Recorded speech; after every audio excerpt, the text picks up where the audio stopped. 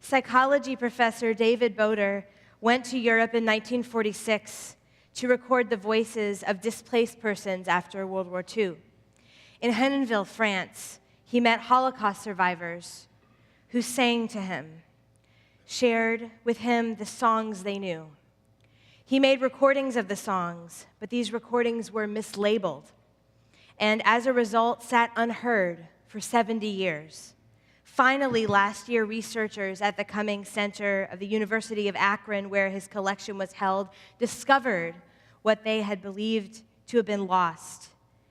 They built a custom device to unleash the sound held on the spool and miraculously restored those voices to the historical record.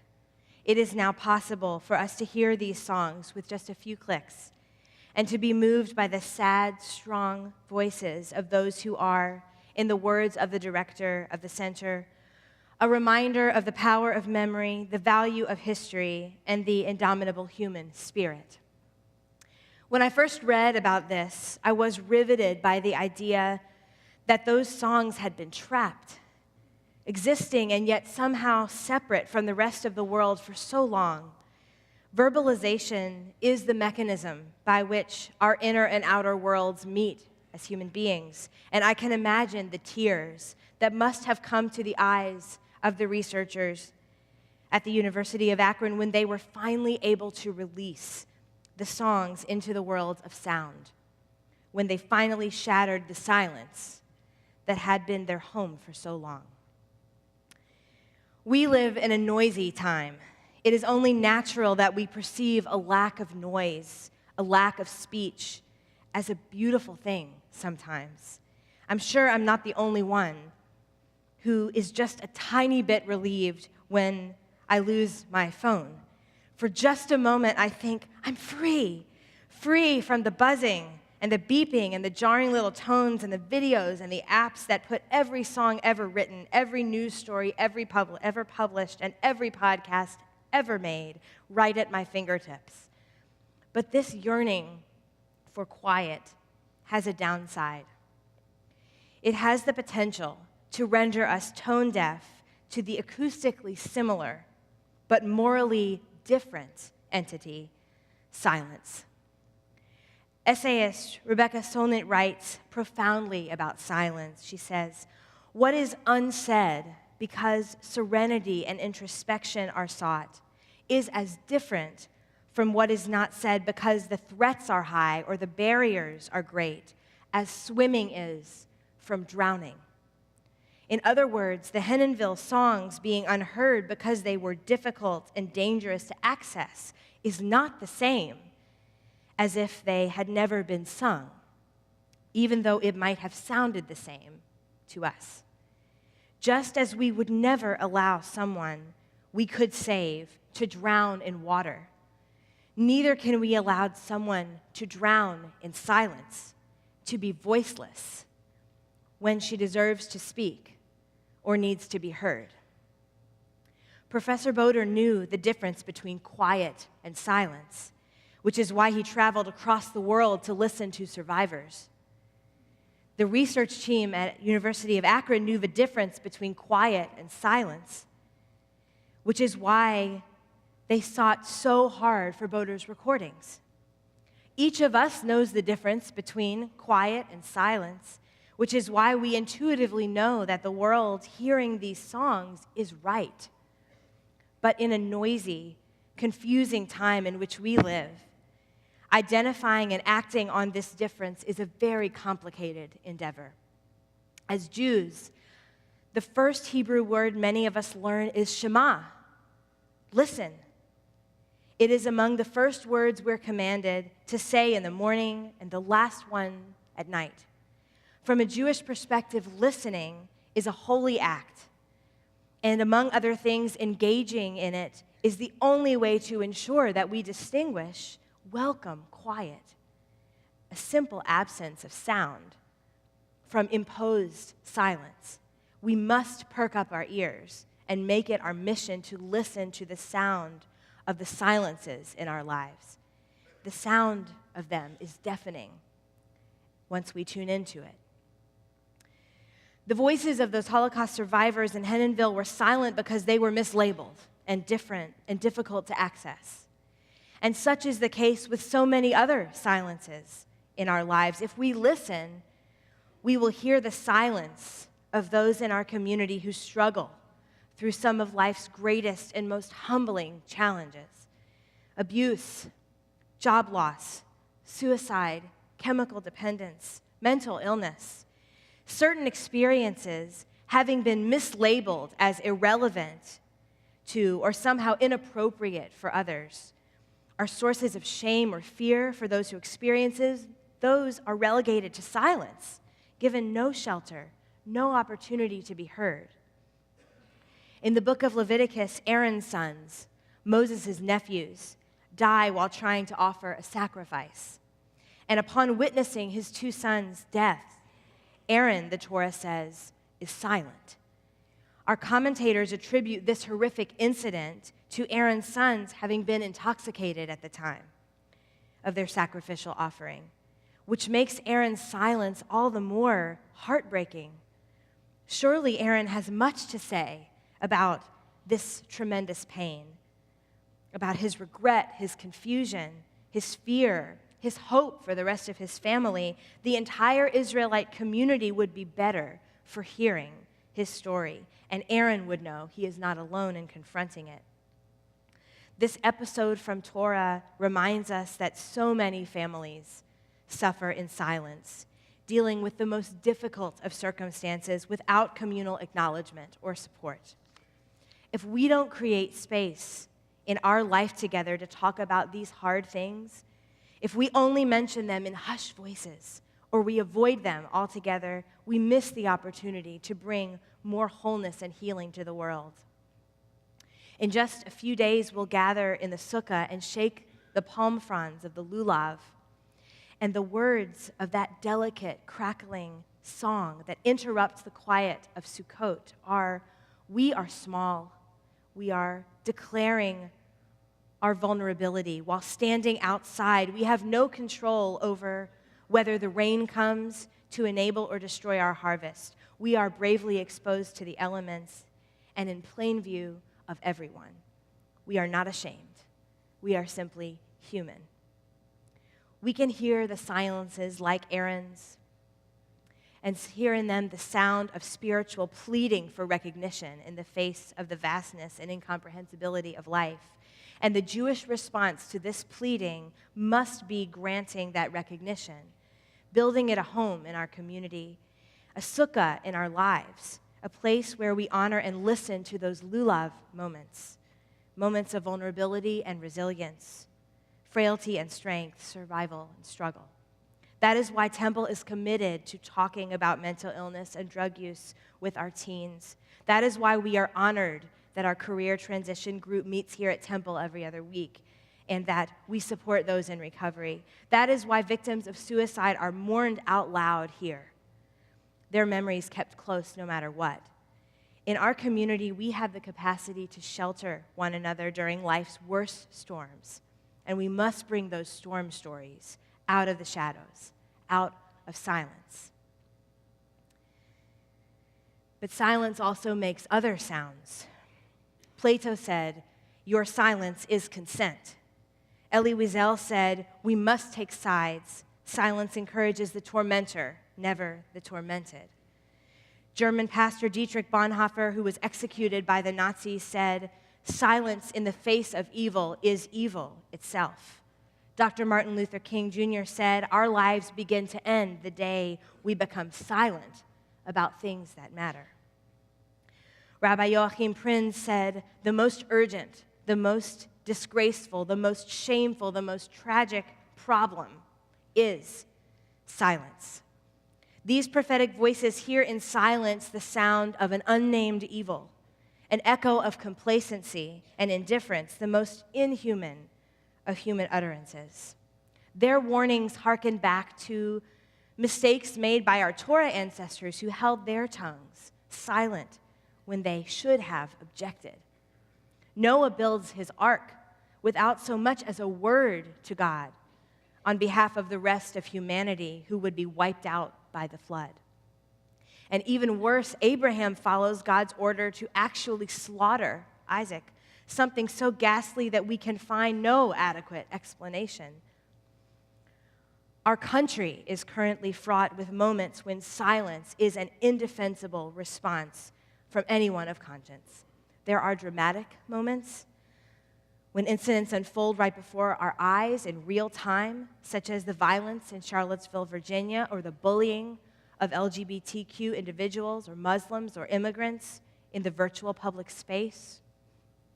And there is also our continued complicity in systems that perpetuate inequality and the victimization of children, systems that allow the lack of adequate funding for our public schools, the most aggressive and unreasonable juvenile justice system in our entire state, or the continued presence of a statue of a white supremacist in our public park.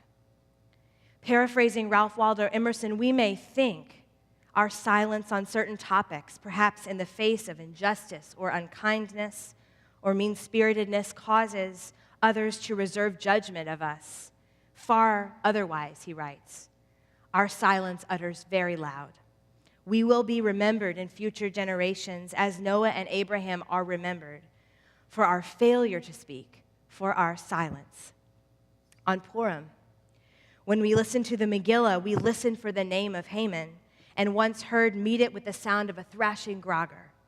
The words of the grogger's bold song are, "We see you, you who would break down our community and come for our neighbors and our family.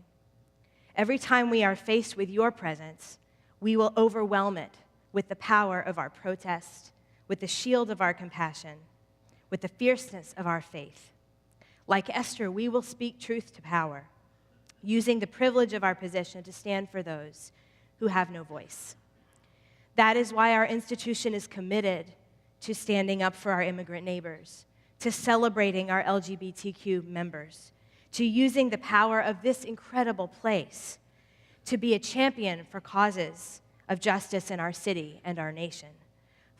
Failing to do so, being silent in the face of these violations of our social contract, is the sound of moral abdication, and the Jewish response to it, especially when we find it within ourselves, is to remember our Torah-given mandate to pursue justice and to cling tightly to empathy, for they are the animating forces of all community, and there can be no true peace without them. Perhaps one of the loudest sounds of silence. I have the honor of teaching our high school seniors on Sunday nights at TI High, Temple Israel's high school program. I began the year by asking them, what keeps you up at night? And what came back over and over again from a wide variety of students amidst the expected applying to colleges and leaving home stresses was this: it feels like everyone is so closed-minded. No one wants to listen or learn anything new from anyone else. They describe feeling stifled when trying to exchange ideas, disconnected on a soulful level from those in their community. Our children have named the sound of silence. It is the sound of a frozen relationship. Lord Rabbi Jonathan Sacks writes in his book, Not in God's Name, of one of the central themes of the Torah, the strained and ravaged bonds between siblings. Isaac and Ishmael, Rachel and Leah, Jacob and Esau, Joseph and his brothers, each set of relationships that ought to be loving and open, tragically filled with tension and suspicion and competition. The first siblings in the Torah, Cain and Abel, different in temperament and vocation, are the most extreme example. Cain, jealous of his brother Abel, goes to find him in a field. In the moment of confrontation, the Torah says, Cain said to his brother Abel, and then he killed him. The text records the distance between these two brothers with a mysterious ellipsis, records the silence that proves lethal. Then the text adds dramatically that Abel's blood cries out from the ground, another silence of mourning for the closeness, the connection that should have been. How many of our intimate and communal relationships are laden with this kind of silence? The kind where we stop speaking the truth, stop sharing because we have lost faith in one another. Doesn't our public discourse, as loud as it is, whether online or in person, suffer from this kind of silence, where we don't share our hearts, where we don't listen to someone else's? Rabbi Sachs writes, if only we were to listen closely to the voice of the other, we would find that beneath the skin, we are brothers and sisters, members of the human family under the parenthood of God. When others become brothers and conflict is transformed into conciliation, we have begun the journey to society as a family, and, he writes, the redemptive drama can begin. This is why our congregation will always be a place for interfaith dialogue with Christians and Muslims, a place for talking about diverse views on the best way to love Israel, a place for having challenging conversations based on regard for our fellow human beings that reveal the edges of our understanding. This is why we will never cease our faith in the power of encounter. On this day, in this season, we pause to remember that being in relationship with others and with God is essential to our existence. And we commit ourselves to those relationships with the sound of the shofar. Its song wails, "We cannot do this alone. We are all siblings, all children of God, and we need one another. Al chet shechatanu lefanecha, for the sin we have committed against you, God, by shutting one another out, by closing our ears to anything that challenges us, by refusing to share what the world looks like from our seat with someone who sits elsewhere. Salach lanu, michal lanu, kaper lanu, for God's sake, for our sake, let the redemptive drama begin with us." The biblical Hebrew word for silence is duma. Its most famous expression is in 1 Kings 19. In this passage, the prophet Elijah is afraid for his life and hiding in a cave from the confusing and noisy world. A world full of pain, full of injustice, a world in which he believes himself to be the only voice of reason. While he's in the cave, the text says that Elijah witnesses wind and earthquake and fire, and then after the wind and the earthquake and the fire, kol dmama daka, a still small voice. And it is from this small voice, even silent voice, that Elijah understands what God wants from him. To do teshuvah, to turn around and re-enter that noisy world, and to make it more compassionate, more righteous, more whole. We are surrounded by wind and earthquake and fire, both in the actual natural disasters of recent weeks and in the turbulent, dangerous world we have created for ourselves. But God, our Tanakh says, is not in the wind, nor the earthquake, nor the fire. Rather, God comes after them, softly coaxing us out of retreat, beseeching us to shatter the silence, inviting us into teshuvah. The very first sound in the Torah is God's voice creating the world. Shattering silence, God says, "Let there be light." Breaking silence, God sorts and distinguishes. This is very good. This is not good. Breaching silence, God invites humanity into relationship with God's first question to Adam and Eve, Ayeka, where are you? In these brief verses, we learn what kind of world God wants us to create. A world where there is light in dark places, a recognition of our most painful stories of struggle and survival, as gentle as a shaking lulav. A world where good and evil are identified as clearly as the thrash of a grogger. A world where we call out to one another. with the passion and urgency of a shofar's blast. I pray that we, together, will address the silences that trap and dishonor and isolate us, first by identifying them and then by breaking them. And amidst those broken pieces, may we construct a world in God's image, and may we fill it with the songs of survival and strength, played on the instruments of our tradition and passed down through the generations so that, looking back, they will say, "Thank you for helping us always to remember how to draw out sound from silence." Ken Yehi Ratzon.